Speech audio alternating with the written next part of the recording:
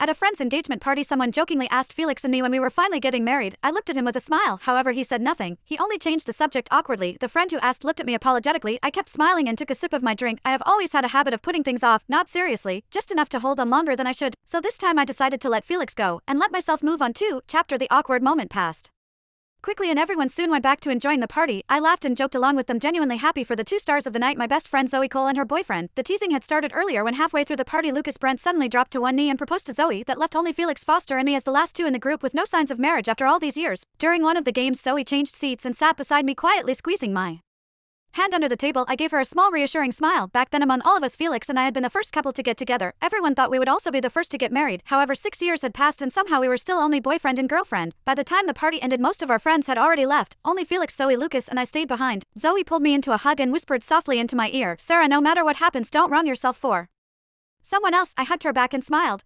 After watching Zoe and Lucas leave, I turned to follow Felix to the car. He was staring at his phone without even looking up. Lacey's still at the office working overtime. Her phone died so she can't call a car. I'm going to pick her up. I nodded. Okay. I slipped my phone back into my pocket. The moment he mentioned Lacey's name, I had already instinctively taken out my phone to book a ride home. Luckily, by the time he finished speaking, I had already gotten a car.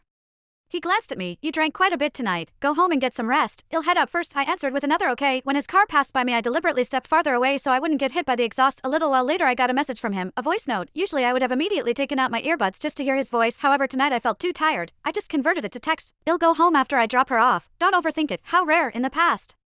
Whenever he left me behind for Lacey, he never bothered offering any reassurance afterward. I replied with okay. The chat box showed typing. However, in the end he did not send anything. I did not care either. Ever since making that decision earlier tonight, I had felt an unfamiliar sense of relief. For years, because of Lacey, Felix's childhood friend, I had been anxious, insecure, constantly second-guessing myself. I had fought with Felix over her more times than I could count. However, every time he would only look at me coldly. "Are you done yet?" I treat Lacey like a younger sister. Her parents entrusted her to me, so of course I take extra care of her. I hired her because she's genuinely capable. Don't make everything sound so dirty. If that's how you insist on thinking about me, there's nothing I can do. Over and over again, always the same lines. I practically knew them by heart. When I got home, I did not wait for Felix. I went straight to bed. Just like I expected, he never came home that night. I already knew he would not. Chapter in the morning, a message came through. "Lacey's place lost power last night. I helped her until late. Didn't want to wake you, so I stayed in a hotel. Not at her place." He had always been frank like this. He never avoided mentioning Lacey in front of me. He believed that as long as he explained himself clearly, there was no problem. Another message popped up. "I booked that restaurant you've been wanting to try. Dinner tonight." This was his usual way of handling things.